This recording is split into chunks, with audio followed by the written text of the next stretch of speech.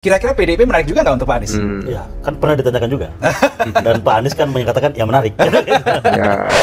Assalamualaikum guys, jumpa lagi di channel Jurnal Terupdate. Jadi sepertinya ini akan ada kejutan dan babak baru dari PDIP setelah Pak Jokowi dipecat dari partai PDIP. Benarkah Anies Baswedan akan bergabung dengan partai PDIP? Jadi tak perlu berlama-lama, langsung saja kita simak bersama-sama penjelasan dari juru bicara Anies Baswedan ini. Bismillah. Bahwa Pak Anies ini sebagai figur yang menarik begitu. Gimana nih Mas Arin sebagai juru bicara seorang Anies Baswedan menanggapi? Kira-kira PDIP menarik juga nggak untuk Pak Anies? Ya, kan pernah ditanyakan juga. Dan Pak Anies kan menyatakan ya menarik. Ya. Jadi memang kalau kita lihat ya Pak Anies dan juga PDI Perjuangan memang memiliki ada hal yang sama, yaitu terkait dengan keberpihakan terhadap rakyat kecil. Dalam hal ini kita tahu bahwa apa yang menjadi selama ini misi yang dibangun oleh Pak Anies, keberpihakan terhadap rakyat melalui program-program konkret, program-program sosial yang nyata untuk warga, juga terkait dengan warga miskin kota. Misalnya perkampungan-perkampungan yang dibangun untuk warga miskin, dan itu kan ternyata selaras dengan apa yang diperjuangkan oleh PDI Perjuangan, khususnya Mas Pram.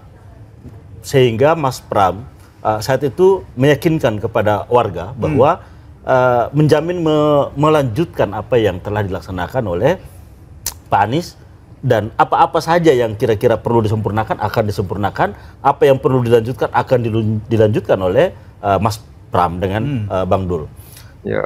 Peririsan inilah yang membuat Mas Anies juga meyakini bahwa itu bisa dilaksanakan oleh Mas Pram, sehingga terjadilah dukungan secara total dari Mas Anies dan segenap pendukungnya terhadap Mas Pram dan Bang Dul. Nah, sehingga apa yang menjadi misi PDI Perjuangan, keberpihakan terhadap wong cilik, rakyat kecil, warga miskin, ini juga yang ditunjukkan oleh Anies melalui program-programnya selama ini pada saat bertugas sebagai gubernur di Jakarta 2017-2022. Nah, sehingga ya antara PDI dan juga dengan Mas Anies, ya kerjasama inilah yang sebenarnya berorientasi kepada bagaimana mengangkat harkat dan martabat warga. Untungnya apa sih buat Pak Anies mendukung Mas Pram, kemudian yang juga bersama-sama dengan PDI Perjuangan? Untungnya apa? Selain karena memang, ternyata spiritnya sama nih, value yang diusung sama.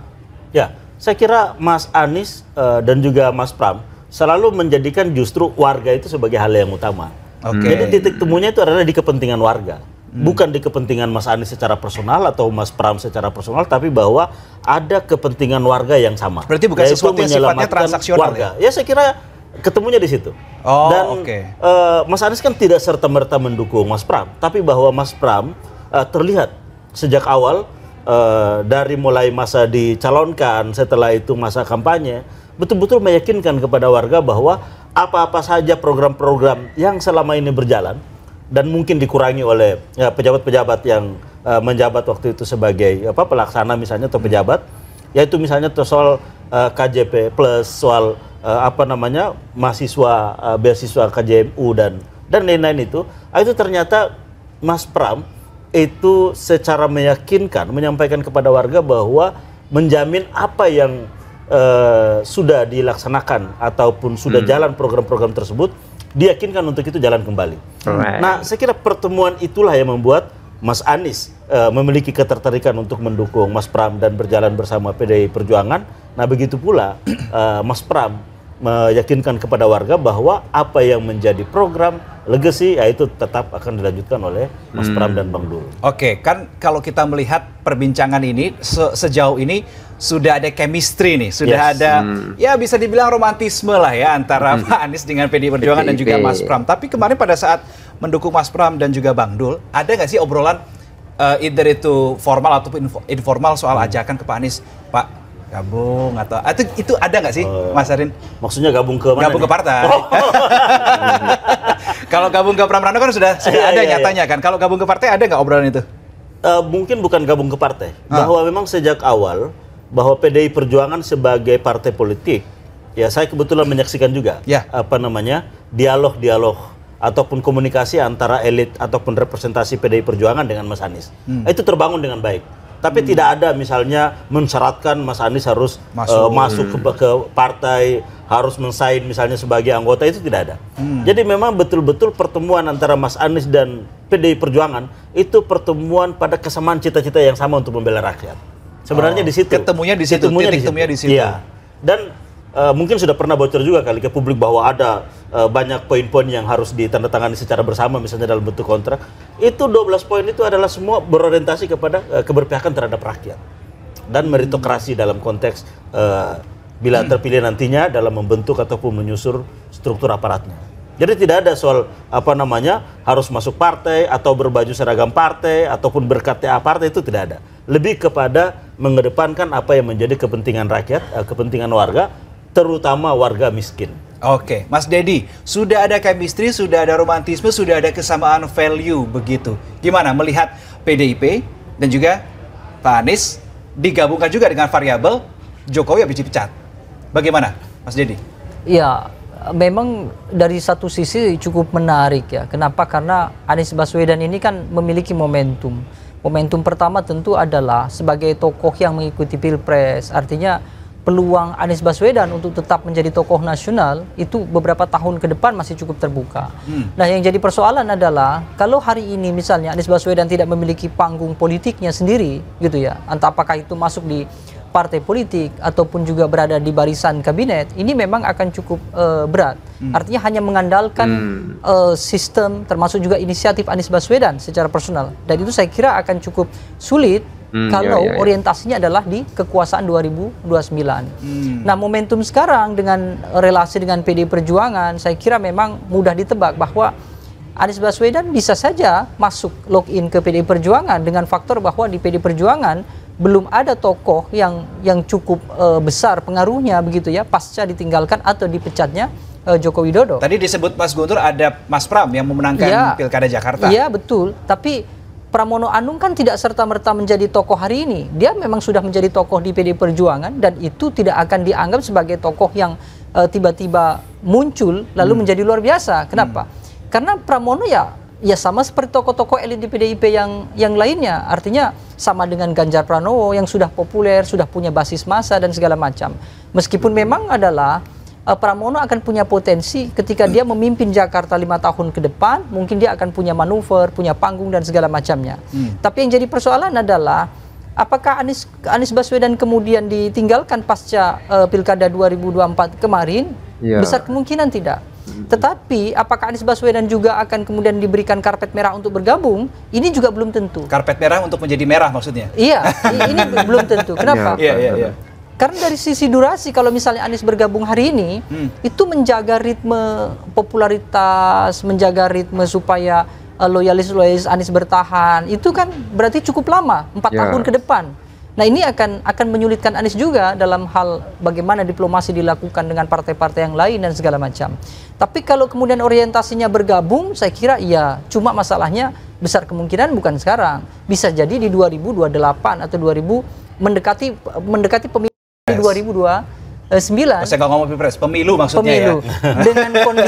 Dengan kondisi bahwa di PDI Perjuangan memang belum ada tokoh yang menonjol, misal selain Pramono misalnya. Pramono memang akan diorientasikan ke sana, kan kira-kira begitu.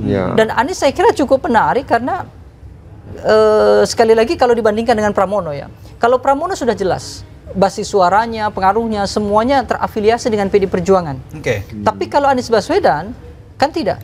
Artinya ketika PDI Perjuangan membesarkan Pramono, ya dia sebagai partai politik tanpa harus ada momentum pemecatan Jokowi, Pramono tetap akan dibesarkan. Tapi kalau Anies Baswedan tentu tidak. Kenapa? Karena andai Anies Baswedan masuk ke PDI Perjuangan, itu punya potensi bahwa Anies membawa penyegaran, bahwa PDI Perjuangan yang tadinya mungkin beberapa wacana digambarkan PDI Perjuangan anti terhadap kelompok-kelompok tertentu yang beberapa waktu lalu dinisbatkan terhadap kelompok Anies, begitu Anies bergabung kan menjadi luar biasa. Seperti tadi yang Mas Guntur bilang, rekonsiliasi ya. Betul. Ternyata bisa ngeblend ternyata di Pilkada Jakarta. Iya, dan terbukti memenangkan pasangan PDI Perjuangan yaitu Pramono Rano.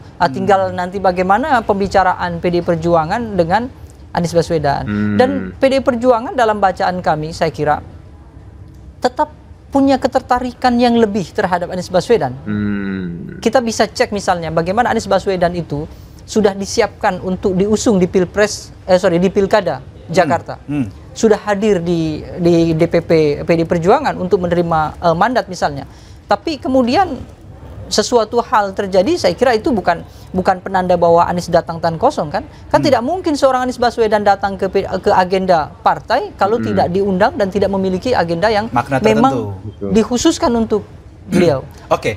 Oke guys, jadi ini menyadarkan kita bahwa politik itu sangat dinamis dan tidak ada musuh abadi, yang ada kepentingan bersama. Jangan sampai perbedaan yang ada membuat kita terpecah belah. Politik tak dapat diterka. Dulu menghujat, sekarang menyanjung. Dulu berjabat erat, sekarang saling menggulung. Anies adalah tokoh pemimpin nasional, tentu pasti akan terbuka pada semua kekuatan politik yang benar-benar ingin membangun Indonesia lebih baik ke depan. Sehingga kemungkinan partai yang dituju satu-satunya adalah partai PDIP. Dengan kemenangan Mas Pram dan Rano Karno di Pilkada Jakarta, suatu babak baru yang menggembirakan, yang berhasil menyatukan kekuatan besar antara pendukung Anies dan pendukung Ahok. Dengan kemenangan, Mas Pramono dan Rano Karno akhirnya bisa merajut kembali benang yang kusut waktu pilgub-pilgub sebelumnya, khususnya di pilgub Ahok vs Anies yang waktu dulu itu. Namun atas keterampilan dan dengan cara pendekatan yang sangat luar biasa dari Mas Pramono dan Rano Karno, semuanya benang kusut waktu itu sudah menjadi baik dan bersatu kembali.